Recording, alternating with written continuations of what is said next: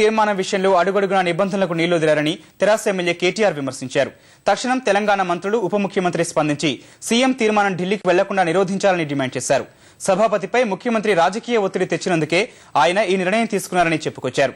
తీర్మానం సాకుగా చూపి రాష్ట్ర ఏర్పాటును అడ్డుకుంటే సుప్రీంకు వెళ్లేందుకు సిద్ధమని కేటీఆర్ స్పష్టం చేశారు. ఈ రోజు తీర్మానం ప్రవేశపెడుతున్నాం, బిల్లు పైన డిస్కషన్ ముగిసిన తర్వాత అని మాకు లిస్ట్ ఆఫ్ బిజినెస్ లో ఇవ్వాలి, అది కూడా ఇవ్వలేదు. అది రూల్ 83 సబ్ క్లాస్ 1 అనే ఒక నిబంధనను ఉల్లంఘించినట్టు.